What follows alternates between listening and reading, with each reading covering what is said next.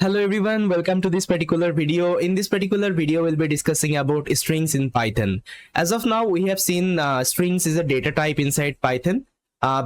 See, strings is a very big concept inside Python. So with the help of string, we can do lots of things. And whenever you will be learning data science, whenever you'll be working with the natural language processing, you'll be working with the text. So this particular concept will help you a lot.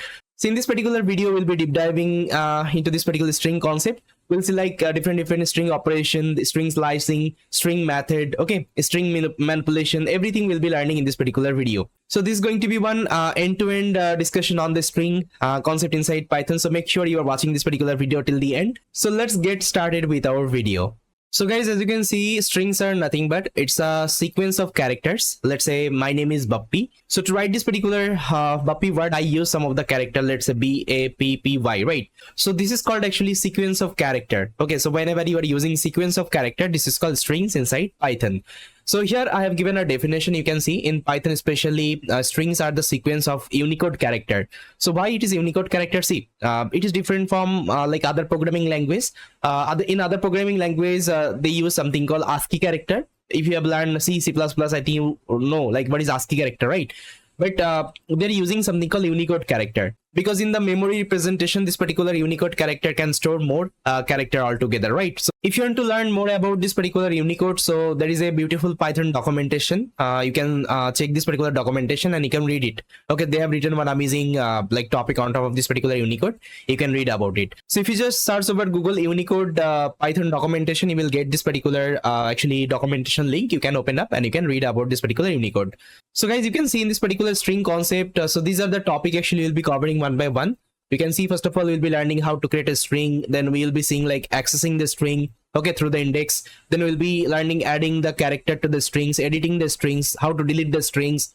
Then we'll be learning how we can perform different operation on top of this particular strings. Then we'll be also learning about string functions. So string having some of the inbuilt function, we'll be also learning about that. Okay, one by one, each and everything we'll be covering of this particular string concept inside the Python. So if you just complete this particular lecture, so I think there won't be any kinds of doubt about the strings, and you'll be more familiar with this particular string concept. So let's discuss our first concept, which is nothing but creating a strings, like how we can create a strings. So guys, you can see there are so many ways we can create a strings. As I already discussed whenever I was discussing about data types, that inside that particular concept, I also discussed how we can define a string type data. So you can see we can define string type data inside a single quote or double quote, actually quotation. Okay, you can see this is a single quote, single quotation, and this is the double quotation. Okay, so both can be used. You can use both of them, but there is some difference between this particular single quote and double quote. I'll tell you why people will be using double quote sometimes, why they will be using single quote sometimes. There is a reason actually behind it. So let me first of all explain this particular part. So I'll take a new code cell here, and here what I will do, I'll just write a string here. So let's say I'll just write it's my car. Okay, let's say this is a string. Now see, instead of giving in the double quotation, if I give a single quotation here, see what will happen. Okay, see here I'm giving a single quotation. Okay, instead of double quotation, I've given a single quotation. Now if I execute this particular string, you'll see that this particular code will give you error. So this particular string is giving error. Why? Because you can see inside that I'm using another single quotation. Now let's say instead of giving this particular single quotation, if I give the double quotation right now, see this particular string will work fine. Okay, so that's why sometimes actually you will be using this particular double quotation, sometimes you will be using single quotation. But see, this should be my suggestion. Whenever you are defining any kinds of string, try to define in a double quotation. It will be better for you, so it can support all kinds of string. Okay, so that's why actually you can use this particular double quotation. You can also define a string inside a triple quotation. Okay, triple quotation in a single triple quotation as well as the double triple quotation. Okay, both. But I will suggest try to use this particular double triple quotation whenever you are defining any kinds of string. And why a triple quotation? Because it's a multi-line string. So whenever you are defining any kinds of multi-line string, that time actually you can use this particular triple quotation. Otherwise, what will happen? Let me give you another example. Let's say here I will just write my name is Bappy. I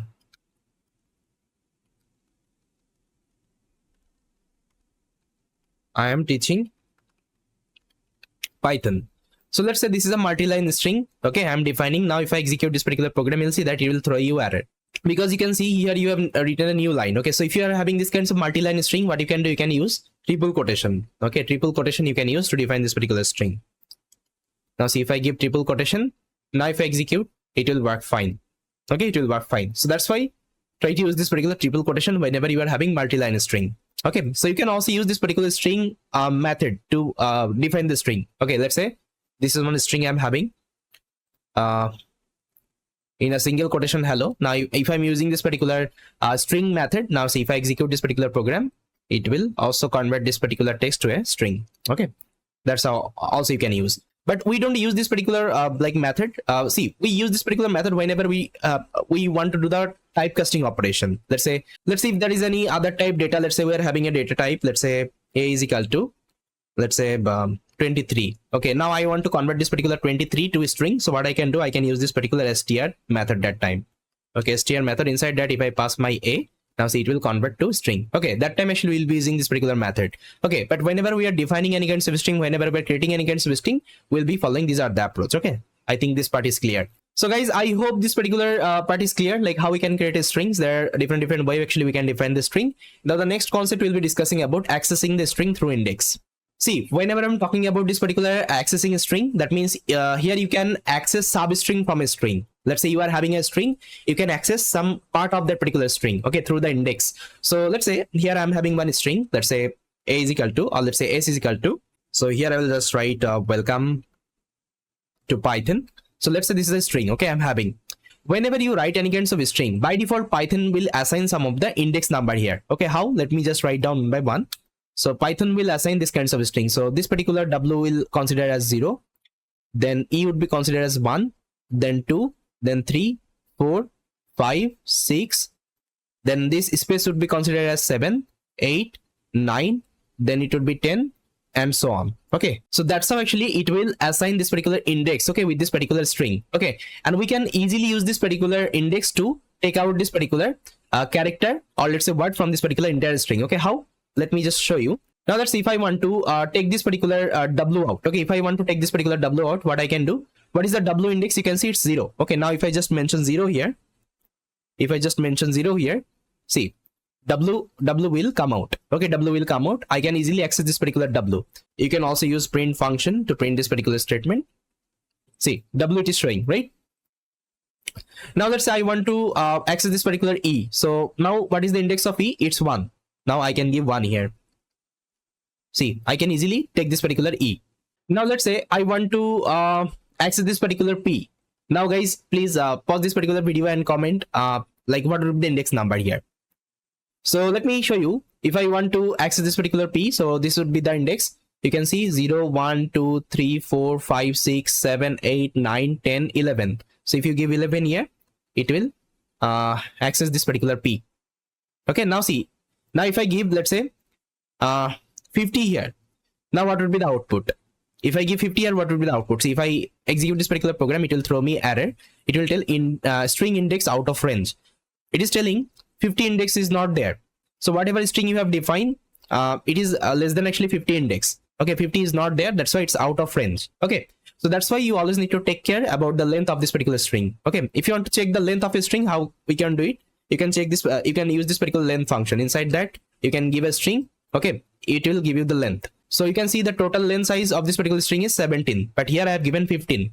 Here I have given 50. That's why it's not working. Okay, so that thing actually you have to always take care. So this is called accessing string. Okay, now let's see if I want to take this particular word out. Let's say I want to access multi string. Let's say multi character. Okay, that time actually which concept I can use? Okay, this is called actually slicing. This is called actually string slicing. So let me just write string slicing.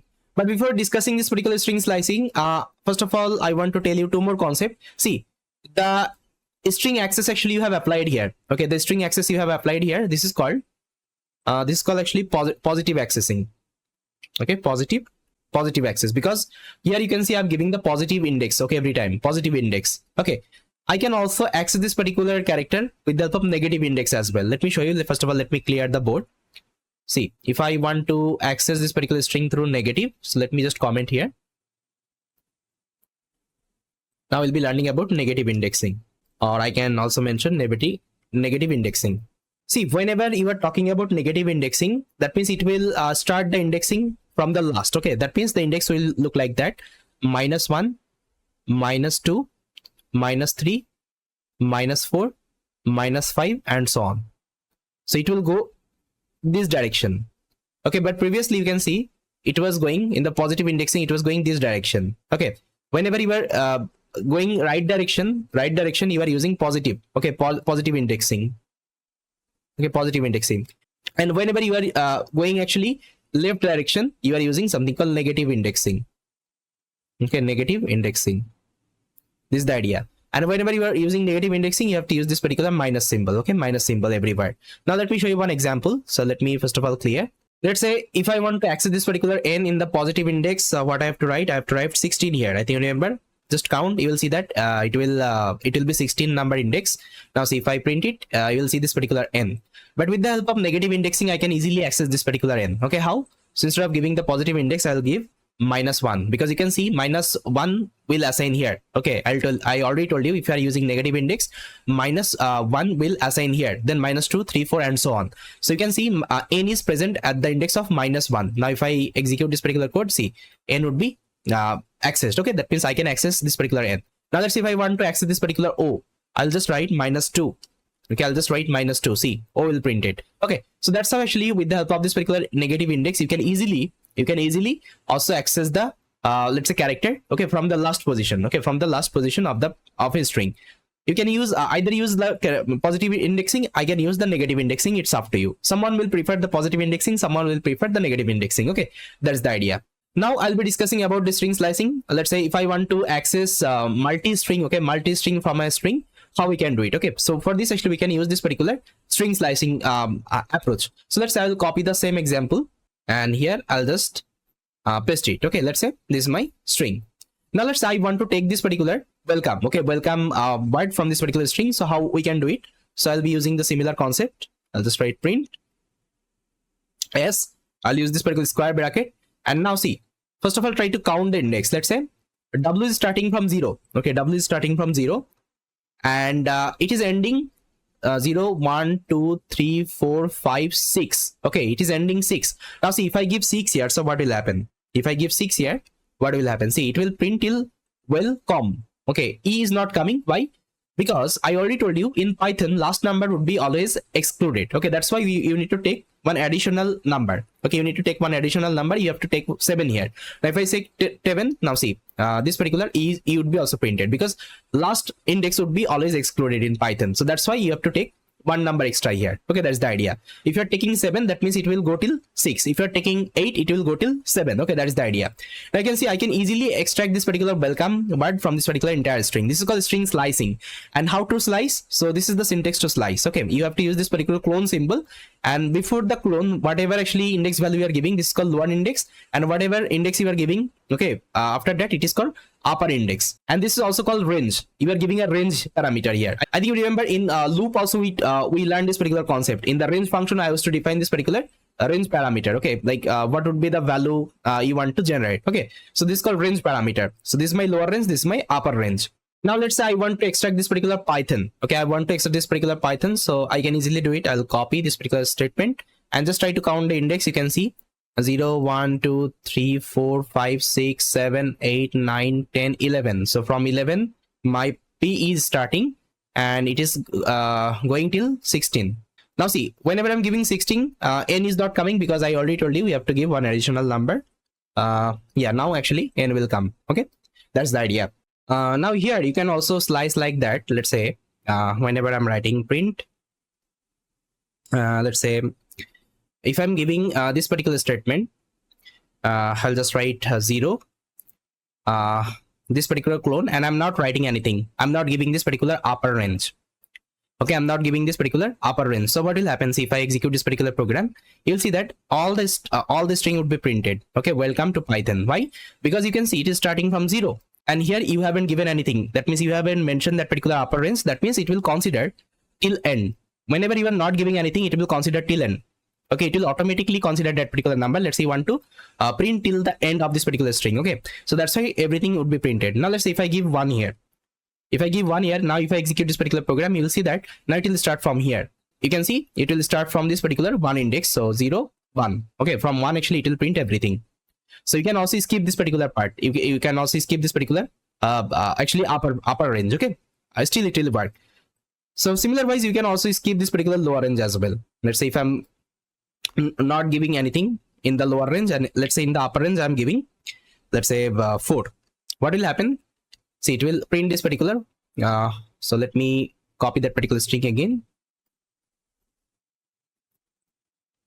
Now you can see that it will only print this particular C. Okay, C, because whenever you are not giving anything in the lower range, it will start from 0. Automatically it will start from 0 and it will go till 4. So 0, 1, 2, 3, 4. So 4 would be excluded. It will print till 3. Okay, you can see 0, 1, 2, 3. That means C would be printed. Okay, that means you can also skip this particular lower range value as well. And if you are not giving this particular value, it will consider as 0 automatically. Okay, you can also mention like that. Let's say if I'm not giving any kinds of, let's say, lower range and upper range here, what will happen? See, if I execute this particular program, again it will consider the entire string, because here it will automatically take 0 and here it will automatically take the last number of that particular string. Okay, that's why all the messages would be printed all together. That's how actually you can also perform the string slicing, and these are some way actually I'm telling you. Okay, these are some way actually I'm telling you, because whenever you will be playing with this particular string, whenever you will be manipulating this particular string, so these are the concept will help you a lot. Okay, that's the idea. Now here you can also take the jump parameter, like we also used in the range function. I think, remember, we used to take the jump parameter, right? So let's say I'll give you one example. Let's say I'm starting from 0 and I'm going till, let's say, 5. Okay, I'm going till 5. So what will it print? It will print welcome. So let's say I want to go till 7. Okay, it will print the welcome message. Fine. So here you can also take a jump parameter. So if I give this particular jump parameter as 2, what will happen? It will skip one number. First of all, it will see, if I execute this particular program, you'll see that first of all it will print W. Okay, it will print W. E it is ignoring because of this particular jump parameter. If jump is equal to 2, it will ignore one character. Okay. Now see, L would be printed. C is ignoring. Then O would be printed. Then you can say M is ignoring and E would be printed. Okay. So that means it is jumping one character. It is jumping one character every time. So W, then L, then O, then E.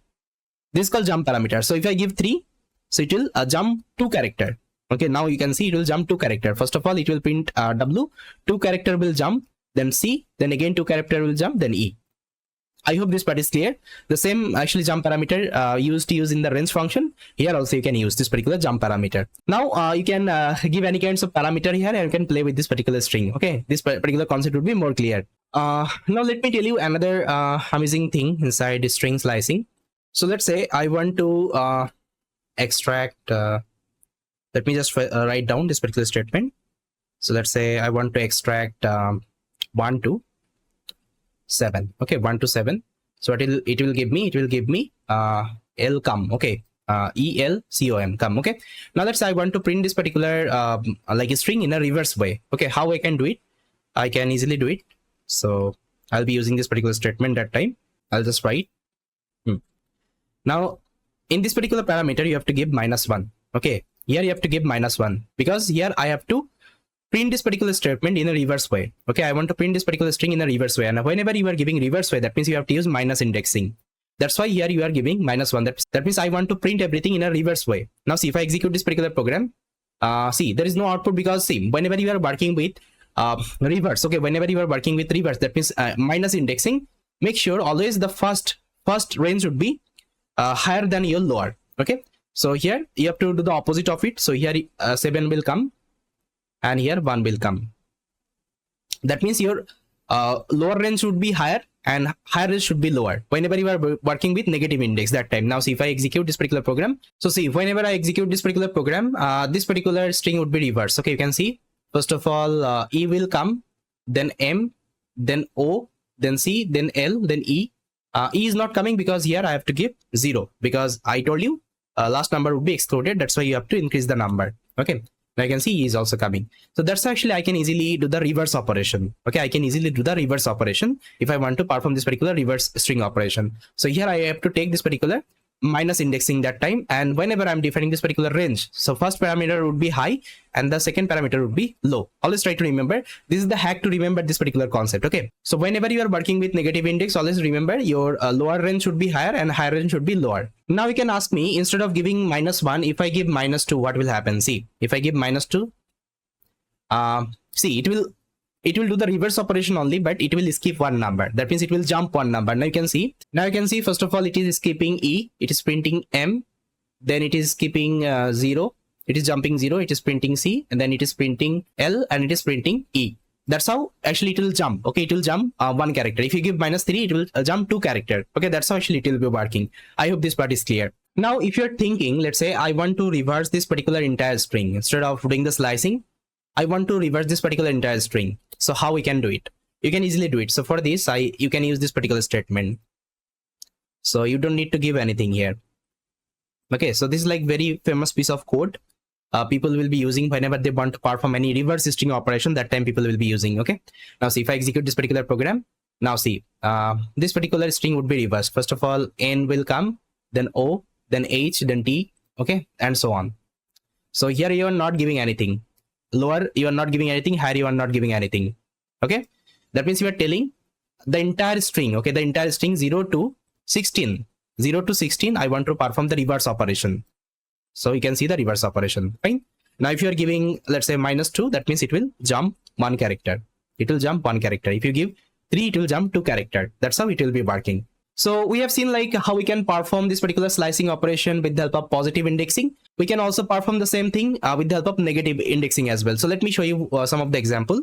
So this is the example of negative indexing. See, let's say I want to take this particular Python out. Okay, I want to take this particular Python out. So what I can do, I can use this particular negative indexing as well. Okay, now just try to count.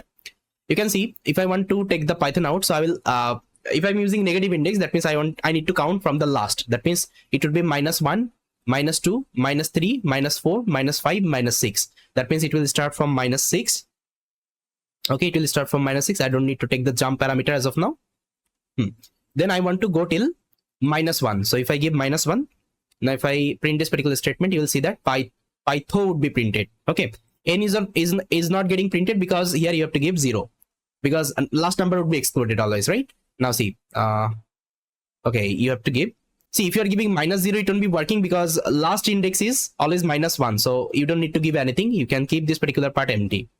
You can keep this particular part empty. Now see, it will print this particular Python statement. Okay, this is the idea. Now let's say I want to print this particular Python in a reverse. Okay, in a reverse actually way. So how we can do it with the help of negative indexing? So we'll just write -1, because it is starting from -1. You can see I'll go till 2, 3, 4, 5, 6. Okay, -6, and here I have to give this particular minus parameter. Okay, that means I want to print as a reverse way. Okay, now you can see this is getting printed, but it is starting from here, because you can see here I have given -6. I have to give -7 here. Okay, now see, it is printing successfully. Now first of all, N will come, then O will come, then T, then H, and Y, and P. Okay, so that's how actually you can also do the reverse operation with the help of negative indexing. Okay, I hope this part is clear. You can play with different string. I think this part will be more clear. See, unless and until you are not doing hands-on on top of it, it would be a little bit difficult for you. So please try to do the hands-on, try to take a string and try to perform this particular slicing operation. And trust me guys, whenever you will be working with different projects in future, definitely inside NLP, this particular concept will help you a lot. And here one thing I think you have noticed, so whenever I'm using negative index, I'm using the bigger number at the very first. Okay, then the smaller number. You can see here -1 is a bigger than -7. This thing you have to always remember if you are working with negative indexing. So yes, this is all about our string slicing. So guys, now let's discuss about this particular adding character to a string and editing a string and deleting a string, this particular topic. So for this, I'm going to use this particular same example. I'll copy this particular example, and here I'm going to paste it. So let's say here I want to add some character to this particular string. Is it possible? So let me show you. So if I just write this particular statement, let's say in this particular string, let's say in the first position, that means in the 0 index, I want to add one character. Let's say I want to one character. The character, let's say I want to add called A. Okay, now let's say if I just write this particular statement, so what will happen? Just pause this particular video and try to comment and tell me what will be the output. So let me show you. If I execute this particular program will tell you string object does not support item assignment. Okay, string object does not support item assignment. That means you can't add any kinds of character to a string. So once you have defined any kinds of string, later on you can't add anything in that particular string. It's not possible. Okay, so that is why we call this particular string as immutable. Okay, we call this particular string as immutable. Immutable means we can't change anything. Once we have defined one string, we can't change anything in that particular string. Okay, this is called immutable. Okay, immutable means it is unchangeable. Okay, you can't change anything. Always try to remember, guys, because this particular immutable word will be using a lot going forward. Whenever we'll be learning different data type like list, tuple and all, we'll be using this particular word a lot, right? So immutable means it's unchangeable. You can't change anything inside that particular string. Okay, it's not possible. Now you can ask me, let's say I don't want to add anything inside this particular string, but I want to modify something. Now let's say let's see what thinking. Let's say I want to edit this particular let's say E with any other character. Is it possible? Now let me show you. So if I copy this particular statement, so what is the E index? It's you can say 1. Okay, it's 1. Now let's say I want to change this particular E with any other character. Let's say, okay, I want to change with A. Now if I again execute this particular program, it will give you same error. That means you can't also edit this particular string. Whatever character you are having, you can't also edit it. Okay, this is called actually immutable. That means string is immutable. Okay, it's not mutable. Mutable means you can change, and immutable means you can't change anything inside a string. That is the idea. So this is what actually our adding character and editing a string. Now let's try to see the deleting a string. Okay, like how we can delete any kinds of character from a string, whether it's possible or not. So for this, I'm going to use the same example. I'll copy, and here I'll just try to paste it. Okay. Now let's say I want to delete this particular W from this particular string. So first of all, I have to extract this particular W. To extract the W, you can write this particular statement, because you can see I'm giving the index 0, and whenever I'm executing, it is extracting the W. Now let's say I want to delete this particular W. So in Python, we're having one keyword called del. Okay, del keyword. So with the help of this particular del keyword, we can delete anything. Okay, now see, if I execute this particular program, again it will tell you a string does not support any kinds of item deletion. Previously it was telling string does not support item assignment. That means you can add anything, you can edit anything. Now it is telling you can't delete anything also. That means it is not support any kinds of modification inside a string. Okay, because it's a immutable. Any kinds of editing, any kinds of deletion, you can't do inside a string. Okay, it's not possible. Always try to remember this particular concept. But one thing actually you can do, let's say if I want to delete this particular entire variable, this particular string object, I can do it. So let's say I'll copy this particular S. Okay, now if I delete this particular S, okay, now if I again print this particular S, okay, see, it would be deleted. S is not defined. That means this particular object has deleted, not the string has deleted. Okay, object has deleted. Always try to remember, it's not a deletion of a string, it's a object deletion we are doing. This particular variable we are deleting. Okay, if I comment this particular line, see, this particular variable would be printed, but if I delete it, this variable would be deleted. That's why it's telling name S is not defined. Okay, I hope you got it. So these are like very important concept inside a string, and 2 more topics are left, I think. Let me show you. So operation in string and string function. So we'll be discussing this particular 2 part in our next video, and I think this particular concept is clear. Now we can practice. Just take a different string and try to practice. Okay, then this particular concept will be more clear. So yes, guys, this is all about from this particular concept. I hope you like this particular video. So thank you so much, guys, for watching this particular video, and I will see you next time. Hello guys, welcome back. So guys, in this particular video we'll be discussing about string operations. So in our previous video we have discussed about like strings in Python. We have seen like how we can perform different string manipulation and all. So in this particular video we'll be learning about string operations. So inside string actually we can perform some of the operation. So let's go to our code editor and try to understand this particular string operation. So guys, as you can see, inside strings actually we can perform different operations. Like we can perform arithmetic operation, we can perform relational operations, we can perform logical operation, then we can also perform looping on top of a string, then we can perform something called membership operation. So I will try to discuss all of them one by one so that this particular concept will be more clear. So first of all, let's try to understand this particular arithmetic operations. So guys, inside arithmetic operation we can only perform 2 arithmetic operation. One is like the addition operation, and there is like the multiplication operation. So let me give you one example. Let's say here I'll just write one print statement, and first of all, let's say I'll just write hi. Then if I perform, let's say, this particular addition operation, and I'll just write another string here called, let's say, everyone. So let's say this is my code. So here you can see I'm performing this particular arithmetic operations, and I'm using this additional operator here. Okay, I think you already learned about this particular additional operators. We are already discussed in our operator session, right? So here we are using this particular plus operator. Okay, now see, if I execute this particular code, see, it will print hi everyone. Okay, it will print hi everyone. Now what you can see here, it is performing something called concatenation. Okay, concatenation. That means if you want to concatenate to a string, if you want to concatenate to a string, you can use this particular plus symbol. That means you can use this particular plus operator. Okay, this is the idea. Now let's say you want to give a space. Okay, after hi you want to give a space, then it will print everyone. So what you can do, you can also concatenate one space here. See, one space I will concatenate plus symbol. Okay, I'll get another plus symbol.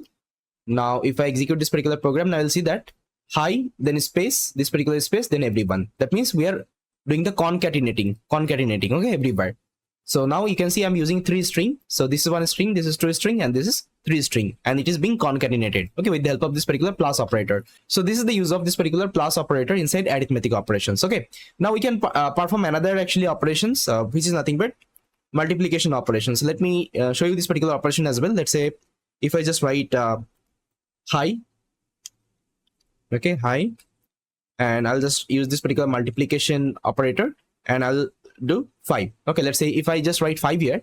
Now if I execute this particular program, see what will happen. It will print this particular hi 5 times. So 1, 2, 3, 4, and 5. That means if you want to print any kinds of string multiple time, that means any specific number, you can use this particular multiplication operator that time. You can ask me when we'll be using this particular multiplication operator, because I don't want to print this particular hi multiple time. See, sometimes we need to print any kinds of symbol. Let's say if I want to print this particular star, okay, let's say star, this particular star I want to print 10 times. That time actually I will be using this particular multiplication operator. Okay, see, whenever you will be doing a pattern printing program, then we'll be creating a table inside actually Python. You need to use this particular concept that time. That is the idea. Let's say I want to print 100 times, I can easily print 100 times this particular star. That's the idea. So these are the actually arithmetic operation we can perform inside a string. Only two only two operations, like the addition operation, and another is like multiplication operation. Okay, only 2 operations we can perform. Apart from that, whatever operator we are having, let's say mod, then division, we can't perform. Okay, it will throw you error. You can execute in your system, you will get the idea. So guys, the next operations we'll be discussing about called relational operations. So here you can see we can also perform relational operations on top of this particular string. So here I have listed down some of the example. So I think this will make you a more clear-cut idea. So you can see here we can use this particular equal sign. This is called equality. We can use this particular not equal. Okay, then we can use this greater than. Then you can see we can use this particular greater than, lesser than, and greater than, equal to. So these are the actually operation we can perform inside relational operations. So now let me execute this particular code and let me show you the output. What is the output actually I will get here. Now see here, this is the output actually I'm getting. Now guys, you can see this is the output actually we are getting. So you can see hello is equal hello. Definitely you can see this particular string and this particular string both are same. That's why actually it is giving true. Now you can see hello is not equal to world. Definitely because this particular string and this particular strings are different. So that's why you can see it's true. Okay, it's not equal to. Now you can see hello is greater than hi. See, now I think you are thinking on what basis actually it's giving me this particular false output. Okay, what is the idea here? How it is measuring this particular greater than and equal operator on top of it, right? See, I think you have seen like Oxford Dictionary. Okay, so it uses this particular Oxford Dictionary concepts. So whatever word is coming at the very first in that particular dictionary, so this word will have more power than the word actually is coming at the last of that particular dictionary. Okay, now you can see hi would be present at the first of that particular dictionary. You will see if you just open the dictionary and if you find the hi, you will see that hi, then hello will come. So here hi is having more powerful than the hello. That's why it's getting false. You can see hello is less than hi. Sorry, hello is greater than hi. It's false because hi is coming at the very first in that dictionary. Okay, hi is having more power here. That is why actually it's giving me false output. Now if you see the next one, hello is less than world. Definitely it's true because hello is coming at the very first and world is coming at the last in that particular dictionary. Okay, then you can see hello is greater than and equal to hello. So here you can see you are applying two relational actually operation. One is equal and one is greater than. So if one of them are matching, that means it will be true. Okay, you can see hello is not greater than actually hello, but it's equal to hello. Okay, that's why it is showing you true statement here. Apart from that, you can also consider this particular ASCII value representation. You will see that particular hexadecimal representation, binary representation, decimal representation, and if you see that particular representation of this particular character, again you will see that they are also considering that particular number in the backend. Okay, but the main idea, that particular dictionary representation. So whatever what is occurring at the first in that particular dictionary, which that particular word is having more power than the what is coming at the last in that particular dictionary. Okay, that is the idea. So that's how actually relational operation can be used on top of this particular string.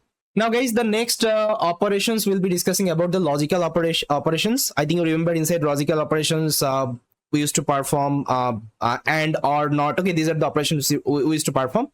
So let's take some example and try to understand. Let's say if I just write let's say hello and okay, hello and world. So now just tell me what will be the output. Okay, if I execute this particular program, what will be the output? See, if I execute this particular program, you will see that output would be world. Okay, why it is printing world, I'll tell you after some times. But first of all, let me execute this particular program as well. Hello or world. Now see, hello is getting printed. First of all, whenever I'm using this particular AND operation, AND operator, it is printing world, and whenever I'm using this particular OR operator, it is printing hello. Okay, now what is the idea? Let's try to understand. See, I think we have learned whenever we use this particular logical operations, okay, that means whenever I'm talking about AND, okay, AND operator, so inside AND what happens actually, both gate, okay, both gate should be on, both gate should be on. That means both gate input should be 1, then output will get as a 1. But if any one of them are 0, that means off, output would be also off. This is the things we have learned inside AND. Now you can see whenever we define this particular string, okay, whenever we define this particular string, and whenever we write something inside that particular string, let's say we have written any kinds of character or any kinds of word, so this particular string would be considered as true that time. But if this particular string is empty, let's say if we are defining any empty string, let's say inside that there is nothing, it is completely empty, so this will consider as false. And whenever I'm having something, let's say hello, okay, so this would be considered as true. So empty string, always empty string, okay, empty string would be false, and if you have something in that particular string, it would be as true. Always try to remember, guys, this is the very important concept, and this particular concept will also ask by the interviewer. Okay, in the interview also this particular question will be asked, because we don't use this particular logical operations inside our string a lot, you know, whenever we'll be doing a projects and all, but this particular concept is broadly asked in the interview. Okay, interviewer may ask this particular question just to evaluate yourself whether you are ever about this particular concept or not. Okay, that's why I'm teaching you this particular concept. So that's why you can see whenever I'm writing this particular string, let's say hello and world, that means in both places condition is true. Both places condition is true. You can see it's not an empty string. We are having something that means it's 1 and 1. That's why AND is getting executing. Okay, AND is getting executing and is checking the first string, it's 1, and the second string, it's 1, and whenever it is coming to the second string, it will print that particular word only. Okay, it will print that particular string only, because see, AND has to check the both, the first one and last one, and whenever it is coming to the last one, if last one is true, it will print the last string. That is the idea. Now whenever I'm using OR, now what is the OR concept? I think remember OR concept is nothing but only one of the gate should be open. Let's say if one of the gate is open, output I will get as a 1, that means true. Okay, if one of the gate is open, output I will get as true. Now I can see that this gate is also true, this gate is also true. So OR will only check the first one. If first one is true, okay, if first one is true, so it will print that particular string here. So it will look into that second one. Okay, it will only check the first one and it will print that particular string inside the console. That is the idea. Okay, I hope this part is clear, how this particular logical operations is working on top of this particular string. Now you can ask me, if let's say there is no hello, okay, if there is no hello, so what will print it? Definitely it will check the next one that time. So it is actually false. We know that it is false because it's an empty string, but it is true, right? It will print world that time. Okay, that is the idea. Now let me get back. Hmm. Yes. Now there is another one called not. So let me also show you the not one. If I just write not hello, it will be false because it will do the opposite of it, right? So you can see it's a true. That's why it is getting false. Okay, that is the idea. So now let's try to discuss this particular loop statement on top of a string. I think we have already saw some of the example how we can perform loop operation on top of the string. So let me again show you another example. Let's say if I just write for I in, okay, let's say my name Bappi, and if I just print the I, so what will be the output? It will iterate all of my character one by one. First of all B, then A, P, P, Y. Okay, so it can also work with that particular string. Loop can be also work with that particular string. Okay, so you can also iterate that particular character one by one. Okay, that is the idea. Now let me show you one program. So if I just write like that, if I in, okay, if I in Bappi and print, let's say hello. Now tell me what would be the output here. You can pause this particular video and can write the output in the comments. See, let me show you the output. If I execute this particular program, now see, hello is getting printed 5 times because you can see it will iterate my name 5 times. 5 characters are there, 1, 2, 3, 4, 5. So that means iteration number is 5, and inside that actually we are printing 5 times this particular hello. So this is like very simple program. Only it is iterating through my name 5 times and it is printing this particular hello message inside that. Okay, that's the idea. So this is what actually loop we can use on top of the string as well. This is called loop operation. Now our last operation actually we'll be discussing called membership operations. I think you know in membership we are having not and not in, right? So let's try to see some example of not and not in. So if I just write, let's say B in Bappi. So what would be the output? It would be true because you can see B is present inside Bappi, right? I think I already showed you this particular example in our previous video. I think you remember. So it would be true because B is present in inside Bappi. Now if I just write B not in, okay, B not in Bappi, it will be false because B is already present. Now if I just write D in Bappi, D not in Bappi, it would be again true because D is not there inside Bappi. But if I write B not in Bappi, it would be false, okay, because B is already present inside Bappi. So this is called actually membership operations, okay, membership operations, and we can use this particular membership operator as well. Okay, so sometimes actually we need this particular concept as well whenever we'll be doing the projects and all. We'll be also learning this part, okay, broadly. So yes, these are the actually string operations we can perform, and in the next video we'll be understanding the string function. There are inbuilt functions are available inside the string as well. We can also use them in our let's say programming, and that particular function will help you a lot whenever actually, let's say you are writing any kinds of program, and it will make most of the task actually automated, okay, if you just use that particular function and all. So yes guys, this is all about from this particular video. I hope you like this particular video. So thanks for watching this particular video, and I will see you next time. Hi everyone, welcome back. So guys, in this particular video we'll be discussing about another amazing concept inside the string called string methods. So as of now we have discussed about this particular strings. We have seen like the strings inside Python. We have seen like different string operation. In this particular video we'll be discussing about this particular string methods. See, string method is nothing but these are actually predefined function. We can use it in our code. So these are the method helps us to write a code efficiently without writing code from scratch. Okay, so I'll show you some of the example. You will get the ideas. Inside the string we are having some inbuilt methods. Inbuilt methods are available. We usually use inside the string. So let's go to our code editor and try to understand this particular string methods. So guys, before starting with our inbuilt method inside the string, first of all, I want to discuss some of the common function and method. See, these are the common function and method actually we'll be using in every data type. Okay, not only in string, it can also support in other data type as well. Let's say there are some common function and method you will see like length, max, min, and sorted. So you can use it with the string, with the list, with the tuple, with the sets. So with any kinds of data type, actually you can use these are the function and method. Okay, so this is why actually I'm calling them actually as a common function and methods. Okay, so after this actually we'll be learning the inbuilt method inside the string. So those inbuilt method only can be used inside the string only. Okay, string type data, not any other type data. Okay, so first of all, let's try to understand these are the common functional methods, like how this length can be used, max can be used, min can be used, and sorted can be used. So for this I'm going to take one example. So let's say if I just write one example here, so I'll just write welcome to Python. Okay, so instead of printing I can store them in a variable. I'll just write let's say string s is equal to welcome to Python. Fine.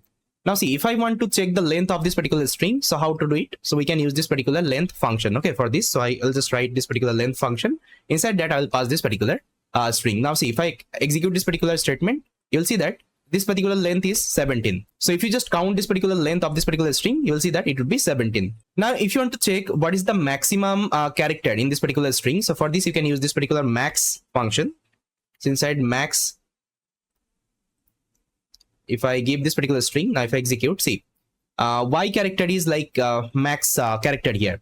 So how it is getting to know y is a maximum? Because with the help of this particular ASCII value, I think you remember I opened one ASCII table, right? So you can see this is the ASCII table. So here you can see the hexadecimal, binary and decimal number. So you can check this particular number. You will see that y, it is a small character y.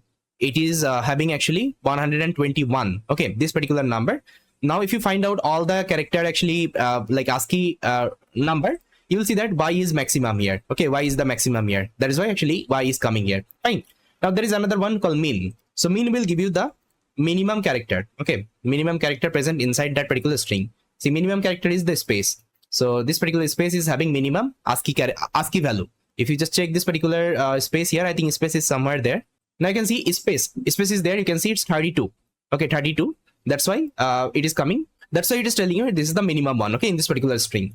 Now there is another one called sorted. What sorted will do, let me show you. So if I just call this particular sorted, now see, it will sort that particular character in a ascending order. You can see first of all, capital character will come. So P, W, then small character will come, then C, E, E, H, I, M. Okay, it's ascending order like A to Z. Okay, ascending order. We call it ascending order. So let me give you another example. Let's say if I just write S is equal to hello world. Now if I call this particular sorted S, I'll see that first of all D will come, E, H, I, okay, then L, L, L, O, R, W. So it's an ascending order. Okay, it will sort this particular string in an ascending order. Now we can think about whether I can do it in the descending order or not. Yes, we can also perform in a descending order. So for this, what I can do, I can use one parameter inside sorted, which is nothing but reverse. Okay, there is a parameter called reverse. So this particular reverse, you have to make it as true. Okay, if you just make it this particular reverse as true, now I'll see everything would be sorted as a descending order. Now see, W will come, then R, O, okay, and so on. This is called descending order. So you can use this particular sorted function for this. If you want to arrange your character to the ascending order or descending order, you can use this particular approach. So these are my actually common function and method. Okay, we can use it with any kinds of data. Okay, we can use it on we can use them with any kinds of data type. Now let's try to discuss our string function and method. Okay, which can be only used with the string type data. So there are actually so many string functions and method are available inside a string. So if you want to know, just simply go to Google and search for string. Okay, string methods. Okay, simply search string methods in Python. Sorry, I have to search for Python. See, you will get different actually string methods. So let me show you. See, there are so many string methods actually will get, but all of them are not required. Okay, all of them are not required. So here we'll be learning some common actually used string methods here. Around 10 to 15 actually method we'll be learning. So these are the 10 to 15 methods are frequently used in the coding. Okay, but here you will see there are so many things. So we don't need to learn all of them. But if you want to explore, you can come here and you can see different string methods are available. And if you need them later on, you can learn from here also. See, let's say you want to use this particular strip. Okay, what you can do, just go inside strip and you can see the strip example. Okay, that's how actually you can learn. So I will discuss like commonly used actually string method, whatever actually we use in our day-to-day life coding. Okay, we'll be only discussing these are the method only. So let's get back to our code editor. So first of all, I'll try to discuss this four string function and method. You can see capitalized, title, upper, lower, and swap case. Okay, first of all, let's try to discuss them. Then I will show you some more string methods and function. Okay. So first of all, let's try to discuss this particular capitalize. So for this, I'm going to take a string. So I'm going to take this particular example. Now see, if I perform a capitalize on top of this particular string, so what will happen? So I'll just simply write s dot capitalize. See, if you just perform s dot, okay, if you just press s dot, you will see all the string method would be visible. Okay, all the string method would be visible. Whatever string method it is having, all the string method it will suggest. Now see, I'm going to use this particular capitalize. I'll select this particular capitalize. Okay. So I'll select this particular capitalize. Now see, if I execute this particular program, what will happen? So see, what capitalize will do, I think you know, whenever we write any kinds of English sentence, the first actually character we usually write as a upper character. Okay, we usually give the uppercase. So now you can see, whenever we have written this particular string, everything in a lowercase. Okay, everything in a lowercase. And whenever I applied capitalize on top of this particular string, the first character will become uppercase. This is the work of capitalize. So whenever you will be working with NLP, that means natural language processing, and sometimes you will be working with, like, say, textual data, that time this particular function and method will help you a lot. And see, by calling this particular capitalize function, easily you are able to make this particular character to a capital case. Okay, instead of finding it, instead of, let's say, writing manual code, okay, on top of it, automatically everything is happening. So that is why this particular inbuilt function helps a lot. Okay, we don't need to write the code from scratch. Already someone has written the code. Okay, already someone has written the code. See, if I just press Control and just do the left click, see, this particular code would be visible, how they have written. Okay, how they have written. Okay, so we don't need to write these are the code manually. Everything is written inside that. We will be only using these are the function, okay, whenever I need it. Now you can ask me, sir, you told me we can't change anything inside a string. A string is immutable, but here I can see it is changing. Initially it was lowercase character, but it has become uppercase character. But you told me it is a immutable. Okay, it's a immutable. I can't change anything inside that. Okay, see, you are right. But see, what is happening here? See, when I perform this particular capitalize on top of this particular string, it didn't change in the original object. It didn't change in the original string. See, if I print this particular original string, you'll see that original string is fine. Still, it is a lowercase only. Okay, still in lowercase only. So what is happening? So inside memory, it is creating a copy of this particular string, and on top of that, it is performing this particular operation. That means your original string is not changing. Okay, your original string is it's not changing. Okay, now I think this part is clear. Like how this particular string is working, this particular string manipulation is working. Okay, I hope this part is clear. Now the next function will be exploring this particular title. Okay, so what I can do, I can apply title on top of this particular string. I'll just call this particular title. Now if I execute this particular program, see what will happen. Now see, initially all the character you will see, it's a lowercase. It's a lowercase. Okay, now whenever I perform the title, you can see each of the individual word, the first character will become uppercase. Okay, the first character will become uppercase. That means whenever you define any kinds of title, whenever you write any topic, you define a title, right? In the title, we usually use first character as a uppercase. Okay, everywhere with every words. So this is what actually this particular title will apply. So these are like very useful function inside string you will be using going forward. So that's why it's super important to know. Okay, these are the thing. Now we'll be exploring the upper. So I can also show you the upper. So I'll just call s.upper. See what will happen if I perform upper. All the character you will see, it will become uppercase character. Okay, it will become uppercase character. Okay, this is the work of upper. Now you can also use this particular lower. So lower will do the opposite of upper. So if I call this particular lower, see, it will be make all the character as lowercase, but you can see it's already in lowercase, right? So what I can do, I can copy this particular string and I can create another variable here. So s is equal to, and here I can mention it. Okay, now you can see everything is in uppercase. Now if I execute the lower on top of it, see, everything will become in a lowercase character. Okay, this is the work of lower. Now the last one, we'll see the swap case. Okay, so what swap case will do, let's try to see. So for this, I'm going to just modify this particular string. Let's say some of the character I will take lower, some of the character I will take upper.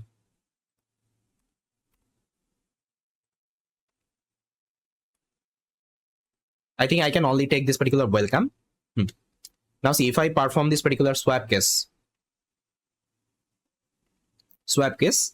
now see what will happen. See, it will do the opposite things. Now see, whenever it is having the lowercase, it will make as a uppercase. Whenever it is having the uppercase, it will make it as a lowercase. So this is the work of this particular swap case. It will do the swap operation. Okay, opposite operation. That's the work of this particular swap case. Now I think these are the functions are clear, how we can use them in a string. Now let's discuss about some more function inside a string. So guys, you can see next we'll be learning about this count, find, and index. Okay, these are the function one by one. So first of all, let me take a string. So I'll just write one string here. My name is Bappy. Okay, let's say this is my string. So now let's say, first of all, I'll show you the count. Okay, count function on top of this particular string. So if I just do s.count. Okay, s.count. See, what count will do, count will try to find one specific character present inside this particular string. Let's say I want to see how many times this p is occurring in this particular string. So I'll just give p here inside this particular count function.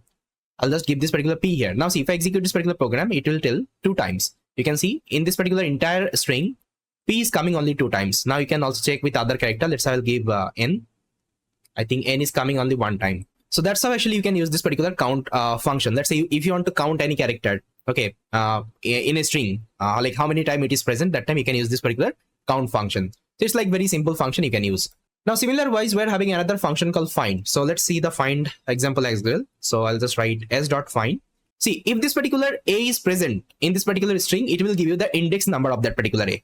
Okay, let's say you want to find out the index number of this particular A. You can use this particular find function. See, if I execute this particular statement, it is printing 4. Now you can find it 0, 1, 2, 3, 4. You can see the A index is 4. Now see, there is another A is present, but the first A it will print that particular index only. Okay, now I can try with any other, let's say, index. Let's say I want to find this particular I. I'll give the I. See, this is the I index. It's 8. You can count it. 0, 1, 2, 3, 4, 5, 6, 7, 8. Okay. So here at 8 index, this particular I is present. So this is the work of this particular find. It will give you the index number of that particular character. That's the idea. Now let's see the index one. So there is another function called index. See, this is the same thing of your find. But one actually difference is there. Let me first of all show you. Let's say I want to see the index of I. Okay, I want to see the index of I. If I give this particular I here, see, it will also print you 8 here, because you can see I index is 8. Okay, I index is 8. But let's say there is one character you are giving. There is one character you are giving which is not present in this particular string. Let's say I'm giving Z. See, Z is not present in this particular string. So now if you use index function, it will throw you error. It will tell you substring not found. But if you're using find, and if you are giving any character which is not present in that particular string, it won't be throwing you error. Instead of that, it will give you -1. -1 means it is not present. Okay, this is the difference only. Both working mechanism are same. Only the difference is if you don't have anything in a string, find will give you -1 and index will give you error message. This is the only difference only. So sometimes if you want to throw error, you can use this particular index. Sometimes if you don't want to throw error, you can use this particular find in your code. That is the idea only.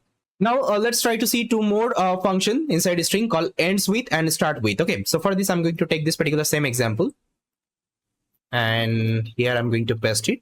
Now see, if I perform s.endWith, okay, Endswith, see, you can see this particular sentence is ending with ppy. See, if I give ppy, py, only if I give py, it will give me true, because this particular sentence is ending with py. It's true. So sometimes, let's say you want to find a sentence, or you want to find a word which is ending with, let's say, some specific character. If you want to find them, you can use this particular ends with function. Easily you can get that particular actually a sentence. You can check it whether it is ending with a py or not. So let's say sometimes whenever you are working with web scraping and all, let's say you are extracting the data from website. So that time actually this function will help you a lot. So sometimes, let's say you need a title which is ending with py. Okay, you can use this particular ends with function that time. Okay, there's so many work we can use this particular ends with. Going forward, whenever we'll do the projects and all, we'll try to understand. Now let's say if it is not ending with py, let's say it is ending with pyw, it will give you false. Okay, because it is not ending with pwy. Now there is another one called start with. So this is the opposite of it. So it will only check the starting position. So I can write start with. Okay, start with. Now see, this particular sentence is starting with my. So if I give my here, see, it will give you, it's giving false, although I've written my, because you can see here the my is upper character, but here I've given lower character. So it's a case sensitive. Make sure you are giving the proper case. Okay, it's a case sensitive. Now see, if I execute, now it is true. That means it's starting with my. Okay, that's the idea. Now there is another one called format. Okay, format. Now let's try to understand this particular format. Okay, format is super important function inside a string, because going forward you'll be using this particular format a lot. Apart from that, there is another alternative of format. We call it as every string inside Python. For this, actually, I'm going to create a separate video on top of every string. So in detail, I'll create a video on top of this particular every string, and I'll try to discuss. So now let's try to discuss this particular format. So for this, I'm going to write a code. Let's say I'll just write name is equal to Bappy, and let's say gender is equal to male.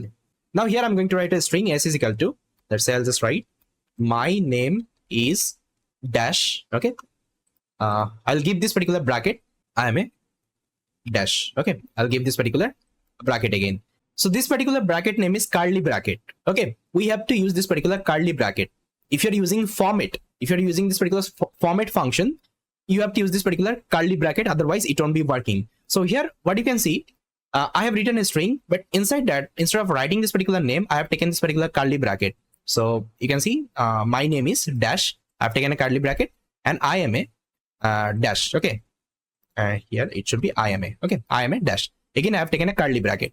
Now see, with the help of this particular format, I can easily put this particular value inside this particular string. How? So let me show you. I'll just write s.format. Okay, and inside that I'll give the name and I'll give the gender. Now see, if I execute this particular program, see beautifully, it will put this particular Bappy inside this particular bracket. You'll see that my name is Bappy. It will put this particular gender inside this particular bracket. Okay, male. Now you can ask me how it is getting to know I have to put the name inside this particular bracket and I have to put the name inside this particular bracket. You can see it's a order. So whatever actually variable you are giving at the first time, it will go at the first bracket, and whatever variable you are giving in the second time, it will go to the second bracket. So it always follows the order. That means this is the indexing. It is present in the first index, it is present in the second index. Okay, first index will come here, last index will come here. Now let's say you have another dash here. Okay, you have another dash here, another curly bracket here. Now if you give another variable here, it will go inside that only. So this particular concept is very useful. Let's say whenever you will be working with different application, you will be taking the input from the user. That time actually, let's say you don't want to hard code the value. You don't know like what would be the name. Let's say whenever I'm talking about Facebook application. So whenever you create your account, so it will give you welcome message. So welcome, see. So let me give you one example. So let's say welcome dash to Facebook. Okay, Facebook. Now you don't know what is the name will come here. Now you don't know which name will come here, whether it's a Bappy, whether it's a Alex, or whether it's a other name. Who is creating this particular application, right? Who is creating this particular account? So for this, I can use this particular format. That time I can use this particular format. Let's say name is equal to user has given, let's say Alex. Okay, let's say Alex is creating the account. I'll simply, what I'll do, I'll just write s.format and I'll pass this particular name. Simply I'll pass this particular name. Okay, now if I execute this particular program, you'll see that welcome Alex to Facebook. So that's how this particular function we can use in our application, and this is like very used function inside a string. Okay, now one thing I want to show you. Let's say if I give gender here, let's say if I execute this particular code again. Now see, instead of name, I'll give gender here at the very first, and I'll give name here. Now see, if I execute this particular program, definitely I know that gender will come at the first bracket and name will come at the second bracket. Okay, but let's say you want to control this particular statement. So what you can do, you can give the index number here. So simply you can give, so what is the index of gender? It's 0. And what is the index of name? It's 1, right? Now here I will give 1 will come here and 0 will come here. Okay, 0 will come here. Now if I again execute this particular program, you'll see that now Bappy will come because Bappy position is 1. Okay, 1, you can see 1 index is Bappy, that means the name, and the 0 index is nothing but gender. So 0 will come here. Okay, that's how actually you can also control this particular index value. You can play with this particular index value. Fine. So both way I have showed you. Now you can use any of them. It's up to you.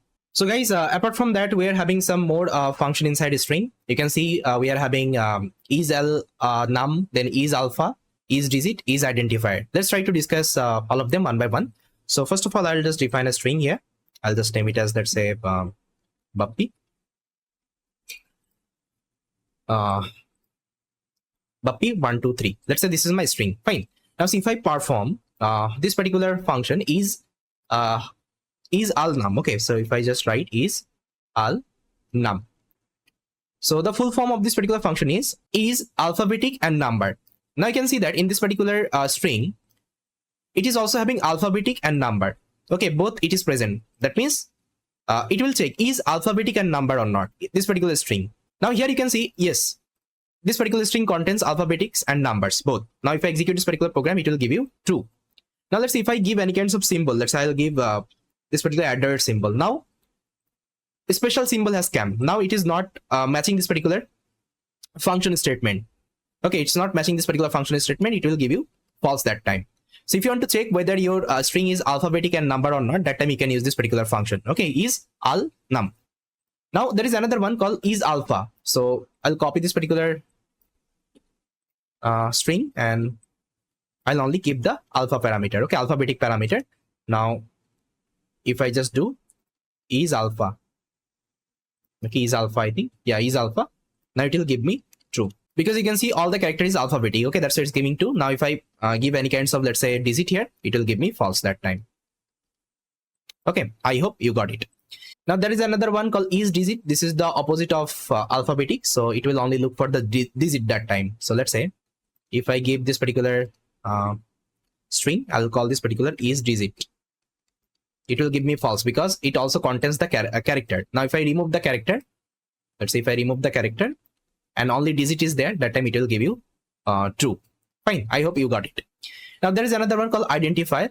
I think I already taught you this particular identifier. Okay, inside a variable, like how we can define different identifier, like what is the way of define the variable. So you can also use this particular identifier. So let's say I'll just write is s is equal to, let's say, one name. Now tell me whether this particular identifier is correct or not. If you want to define as a variable, see, you can simply apply this particular identifier, is identifier. It will give you false, because you can't use any kinds of digit at the very first of a variable, but I can use at the last. I can use at the last. It would be true. Okay, that's how I can't use any kinds of @ symbol. Okay, I can't use any kinds of @ symbol. I can use any kinds of hyphen symbol. It's not possible, but I can use like that. Name is equal to, let's say, name underscore age. I can define like that. Okay, I can use this particular underscore symbol. So with the help of this particular identifier, you can verify whether this particular identifier is correct or not. Okay, I hope this part is clear.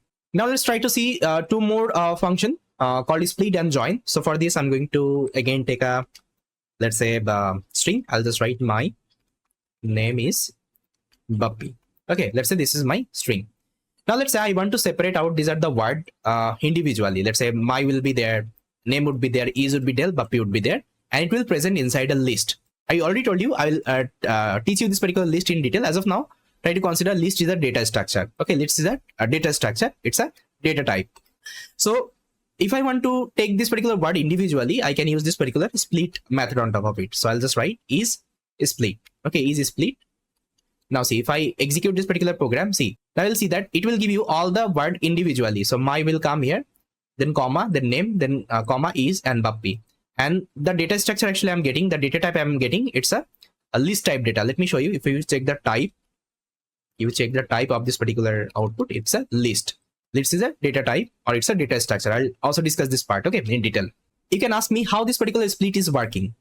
See, whenever you are using this particular split method, inside that you are not passing anything. By default, it will consider by the space. So by the space, it will divide, it will separate out this particular word. You can see this is space. So my would be an individual word.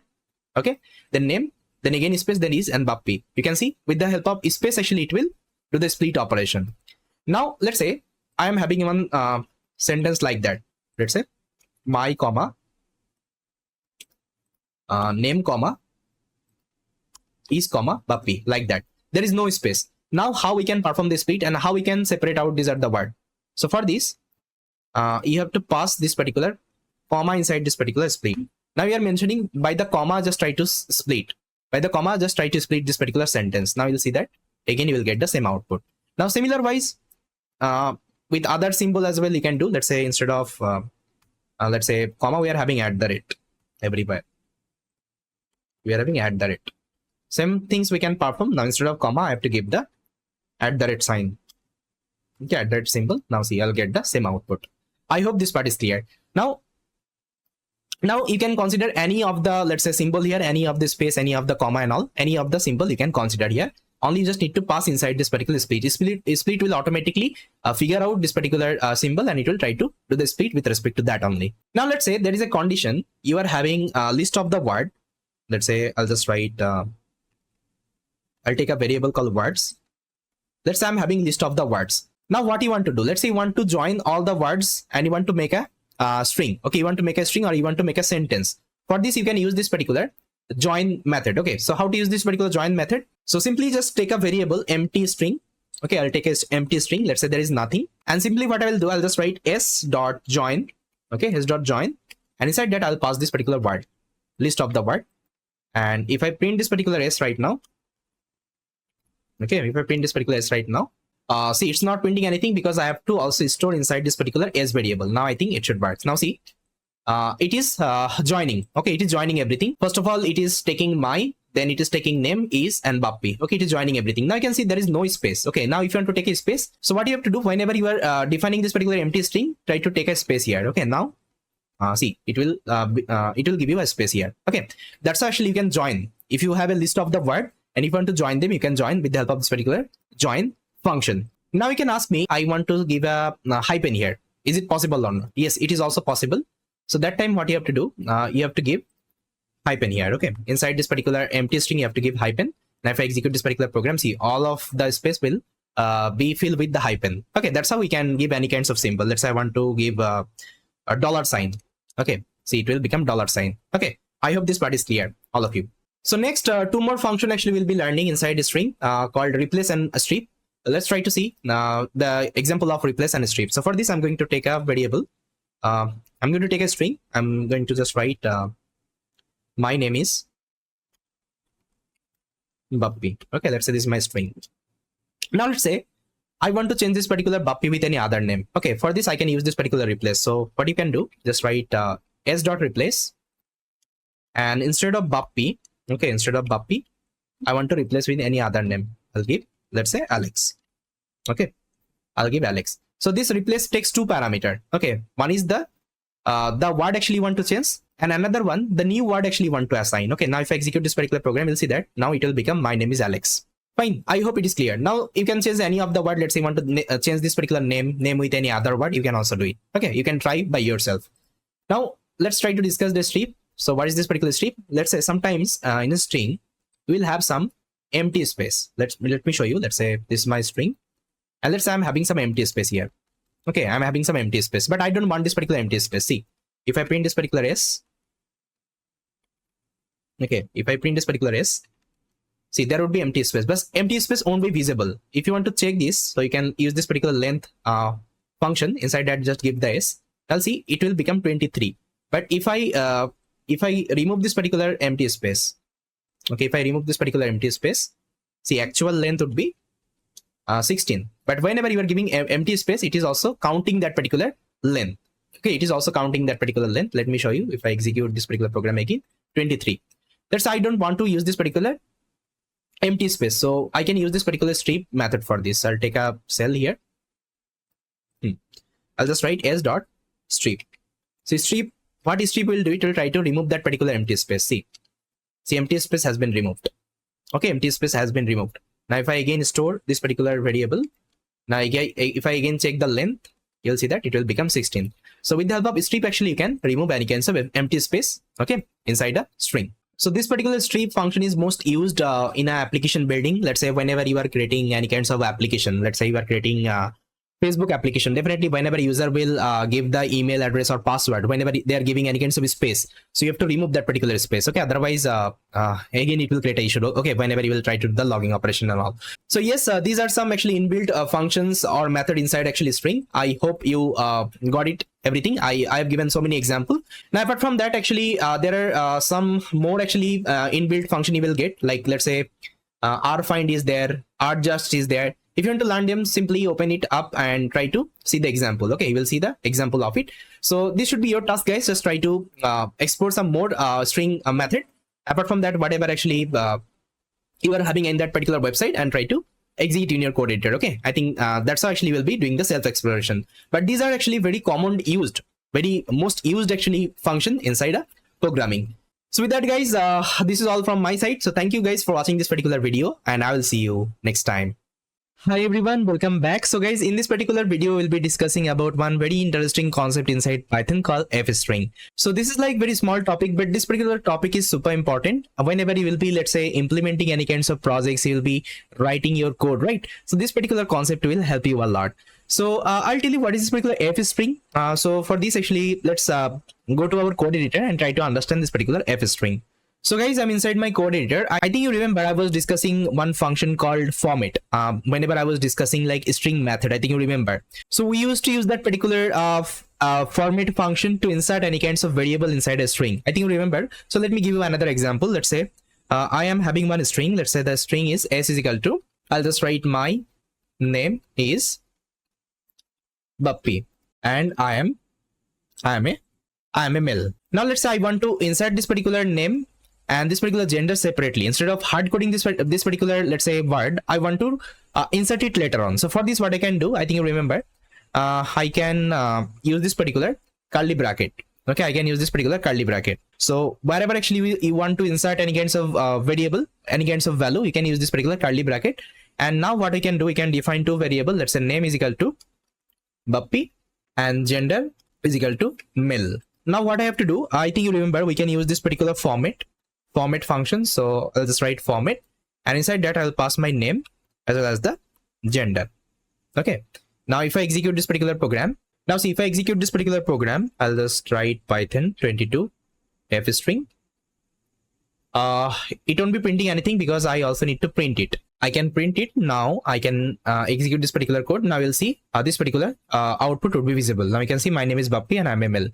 So that's how actually with the help of this particular format function, we can insert any kinds of value inside a string. But see, for this actually we have to write like couple of line of code, right? But if I want to make it more easier, so what I can do, I can use something called f string inside Python. See, the same things we can write with the help of f string. So let me write. So I'll first of all copy this particular string. Okay, I'll copy this particular string. Now simply I can copy this particular name and gender. Now see, instead of using this particular format function, what I can do, I can use something called f string. Just try to mention this particular f. Okay, if you just mention f, so this is called actually f string. Now see, inside that you can pass the name and you can pass this particular gender. Okay, now if I execute this particular program,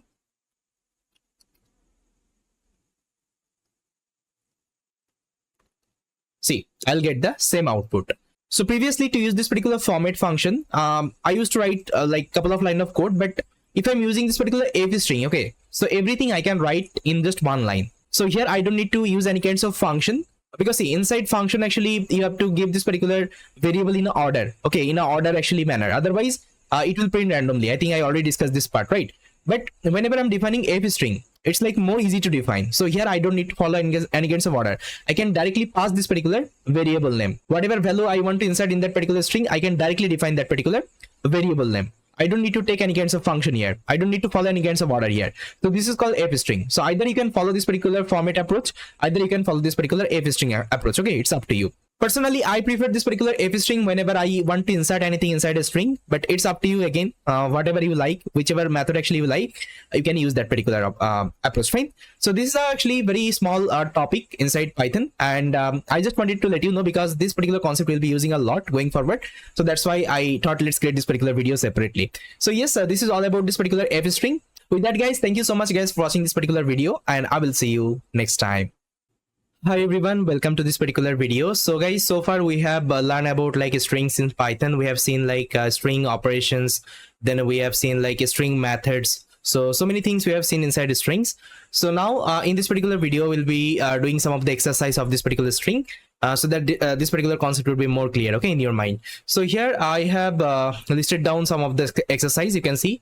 So here we are going to solve this particular three exercise. So the first one, actually you can see, find the length of a given string without using the length function. So we'll try to find the length of a given string, but we won't be using this particular length function. I think you know with the help of length function we can easily get the length of a given string, but without length function, how we can check the particular length, okay, of a given string. First of all, let's try to do this particular program.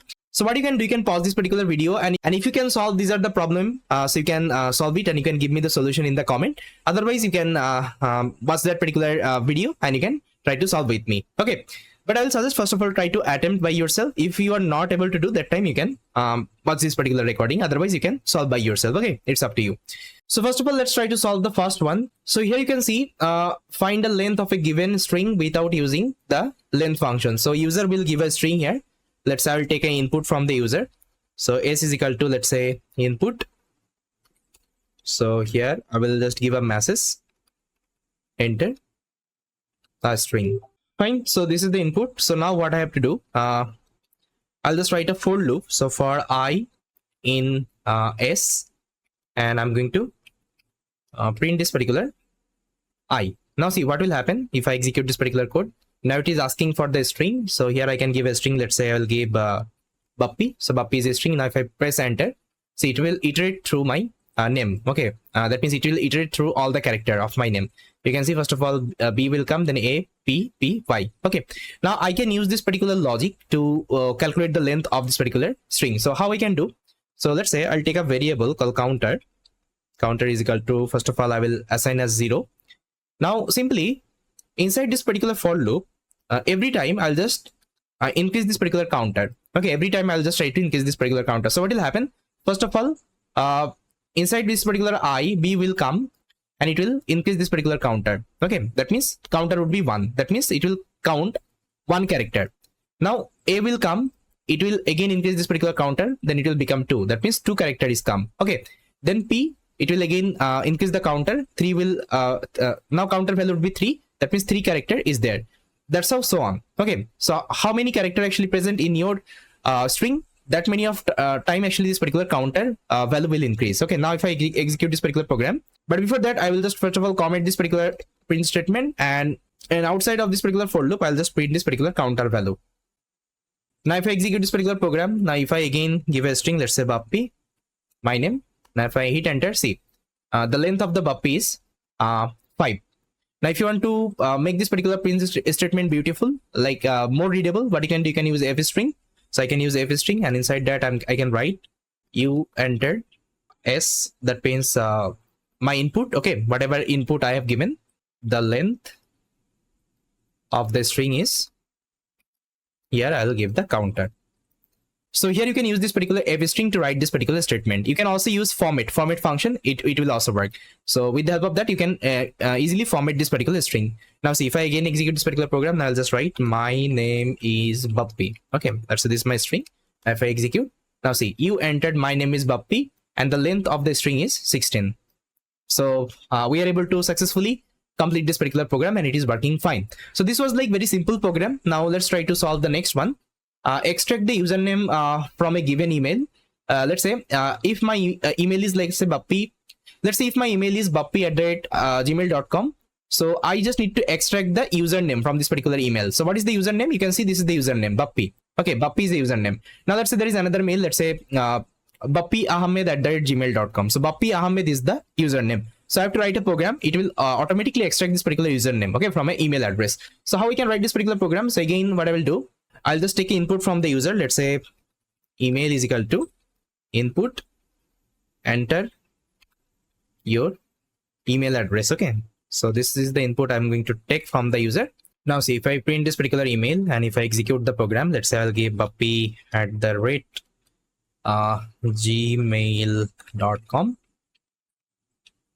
Now if I hit enter, see this particular email will be printed. Now here the first thing I just need to figure out this particular index of this particular @. Okay, if you see the index of the @, because see, till this particular @,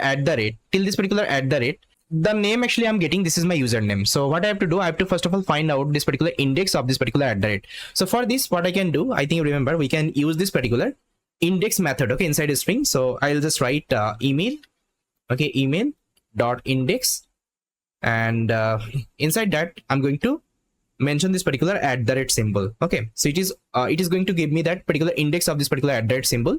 Now I'm going to store in a variable called position. Okay, POS, it's called position. Now if I print this particular position, I will also print this particular email. I think that would be better. I will also print the email. Fine. Now if I can execute this particular program, and if I give the email, let's say bappy@gmail.com. Now see, this is my email, and now you can see the @ position number is 5. You can count it 0, 1, 2, 3, 4, 5. That means till 5. Okay, till 5. Okay, everything is my username. So now I can use this particular logic to extract this particular username from this particular email. Okay, so now what I can do, I think you remember the string slicing. Okay, string slicing, how we can perform the string slicing with the help of index number. I can slice that particular string. So let's say this is my string. This is my string. S is equal to, this is my string. This is my string. Now let's say I want to slice. I want to take this particular puppy out. What I can do, I can use the string slicing actually approach. So I'll just start from 0 and I will go till 0, 1, 2, 3, 4, 5. Okay, if I give 5 here, now see, it will give me puppy. So I'll use the same approach here. So instead of writing the print statement, I'll just write print s. I'll start from 0 and I will go till this particular position, because position value would be my this particular index. Okay, this particular @ index, and till here whatever things I will be extracting, this is going to be my username. Now see, if I execute this particular program, and let's say I will give my email address puppy@gmail.com.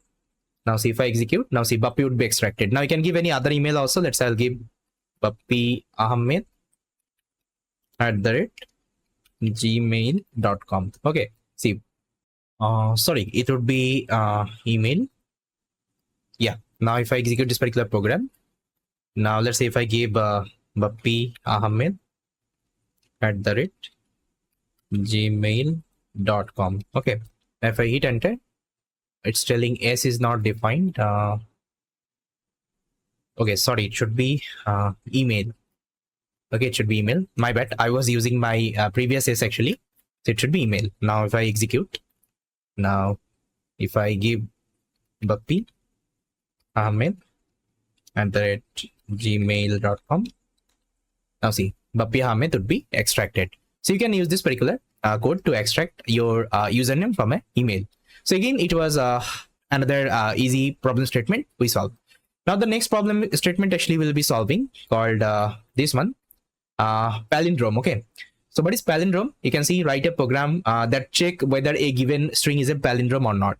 So what is palindrome? Palindrome is nothing but see, there are some word actually, if you just make it as an opposite, it will sounds the same. Okay, it will meaning the same. You can see Abba. Okay, ABBA. If you just opposite this particular, if you just do the reverse operation of this particular word, you will see it will represent as the same actually word. Okay, the meaning would be same. You can see ABBA. If I do the reverse operation, it would be ABBA again. Okay, the same meaning. Now you can see the next one, Malayalam. Okay, so if you just do the opposite, you will see that MALAYAM, MALAYAM. Okay, the same thing. Now you can see the next one. Sorry, it should be ma'am, not mama. My mistake. See, if you just do the opposite of this particular word, it will be ma'am only. MAM, MAM. So apart from that, there are so many words. We call it as a palindrome. If you just do the reverse operation, you will get the same meaning. Okay, of that particular word.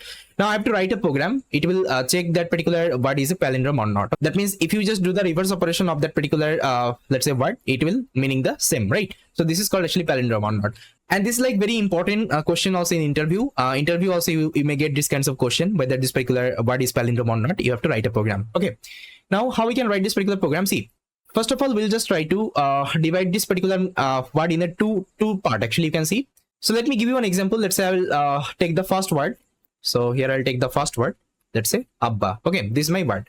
So first of all, I'll just try to divide this particular word in a two part. So I'll just write AB and BA. Okay.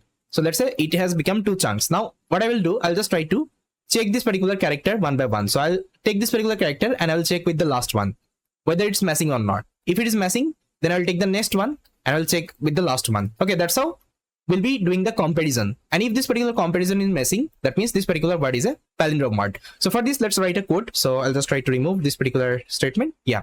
So first of all, I will take an input from the user. I can copy this particular input and here I can write enter your string. Okay, enter your string or enter your word. And this is going to be my word. And here I will just write a for loop. So for I in range, and it will iterate till actually 0 to length of this particular word mod 2. That means what will happen, see, let's say if you are giving, let's say this particular word, let's say ABBA, okay, Abba, and you can see this particular word length is 4. Okay, word length is 4. Now if I just calculate the mod, let's say if I just calculate the mod of 4, so 4 mod 2. Okay, Now I'll see it will give me 2. That means it will give me the half. Okay, half of that particular word. That's why you can use any word. Let's say I can take this particular word, Malayalam. Malayalam. I'll copy. And here, how many character it is having? 1, 2, 3, 4, 5, 6, 7, 8, 9. So if I just do the 9 with mod 2, it will give me 4. That means you can see 0, 1, 2, 3, 4. That means 4 would be excluded. It will come till 3, and this is going to be my half part, and this is going to be my half part. Okay, that's how actually we'll try to divide this particular word, okay, in a 2 chunks. That is the idea. So that's why actually we're doing this particular mod operation. Okay, and this particular loop will run till half. Okay, till half of this particular word. I think you got it right now. Now inside that, I'll just try to check one statement. I'll just write if word. Okay, if word of I. Okay, if word of I is not equal to, okay, is not equal to word length of word minus I and minus 1. I'll discuss what I have written. As of now, just try to understand this is the logic to compare this particular 2 part. Let's say this is my AB, okay, and BA. So what I'm doing, I'm just taking this particular character and I'm checking with this particular character. Again, I'm checking, taking this particular character, I'm checking with this particular character. Okay, that is what actually we are doing here. If it is not equal to, that means if this particular character is not matching, so what I have to do, simply I'll just break this particular loop. Okay, I'll break this particular loop, and before that I'll just write print not a palindrome. Okay, not a palindrome. And I'm going to take a variable here. I'm going to name this as flag. As a initially I'll just make it as true, this particular variable true. And whenever actually this particular word is not a palindrome, I'll just make it as false. Okay, so here I will just write flag is equal to false. Okay, I'll just make it as false if it is not palindrome. Otherwise, outside of this particular for loop, I'll check if this particular flag, okay, if this particular flag is true. Okay, if this particular flag is true, I'll just print it's a palindrome. See, if you can also give like that, if flag is equal to true. Okay, if flag is equal to true. Otherwise, you can also give like that, if flag. If you give if flag, by default it will consider like that, flag is equal to true. If you're not mentioning the true, it's fine. Whenever this particular flag, that means this particular variable is true, that time this particular if condition will be executed. Okay, otherwise it won't be executed. That's the idea. Fine. So this is the program. Now if I execute this particular program, now let's say if I give any word, let's say ABBA, Abba. Now you can see this is a palindrome. Now again, I will execute this particular code. Let's say I will give Python. So Python is not a palindrome. Again, if I give another word, let's say I'll give ma'am, it's a palindrome. Okay, so that's how actually it is able to check this particular palindrome. Okay, palindrome word. Now how this particular program is working, so let's say the word you have given, let's say A B B A. Okay, this is the word you have given. So first of all, it will run this particular loop, and you can see it will start from 0 and it will go till length of word mod 2. Okay, that means if you just perform mod 2 on top of this particular word, you can see the length is 4, and if you perform mod, you will get something called 2. Okay, that means this particular loop will run 2 times. Okay, 2 times it will only run. Now you can see inside that I'm checking if word, okay, word of I, your word is equal to, okay, word is equal to A B B A. Okay, now if you just do the I operation, what is the I index initially? It's 0. Now if I do like that, word 0. Okay, so what it will give me? It will give me A. Okay, it will give me A. That means this particular word word of I is equal to A. Okay, word of I is equal to A, and you can see word of length word minus I minus 1. That means if you just do length of word, okay, length of word is 4, and if you just subtract I value is 0 and minus 1. Okay, so it will become 3. Okay, it will become 3. That means inside word, okay, inside word you are passing 3, and if you pass 3, what it will return you? 0 1 2 3. That means the last one, which is nothing but also A. Now you'll be match this particular A and this particular A. Okay, see here you are matching not equal to. Okay, not equal, whether it's not equal to or not. So this particular condition is not true because it's equal to, you can see a is, because you can see a and a is equal. Okay, that means this particular statement is false. Then what will happen? This particular loop again will come here, and again this particular I value would be 1. Okay, I value would be 1. Again it will check word of I. So now I is equal to 1. Okay, I is equal to 1. See, if I is equal to 1, that means word of I, it will give you B. Okay, that means this would be B right now. This would be B right now. Okay, and inside that, length of you can see length of word is 4. This particular I would be 1 right now, and if you just do the subtract operation, it will 2. Okay, it will be 2 right now.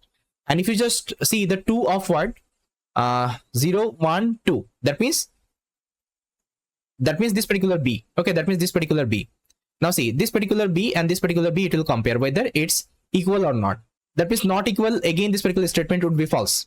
Now you can see this particular loop will run only 2 times, and all of the character is completed. Now this particular loop will break, and it will come here. Now it will check this particular flag flag statement, and see, flag is true. That means it will come here and it will pin palindrome. Okay, it will pin palindrome. This particular word is palindrome. And if it is not equal to, okay, if it is not equal to, that means this particular character and this particular character is not equal to. Okay, that time it will go inside this particular if statement, and it will make this particular flag as false, and it will print it's a not palindrome. Okay, this is a very simple code, and you can also take this particular code in the Python tutor, and you can execute there. You can also understand, okay, how things are working. Now let me clear the board, and yeah, so guys, we have completed these 3 exercise. Now apart from that, you can take up a different exercise from the internet, and you can solve that. Okay, the more exercise you will be solving, the more clear-cut concept actually you will be understanding, right? So yes guys, this is all about from this particular video. So thanks for watching, and I will see you next time.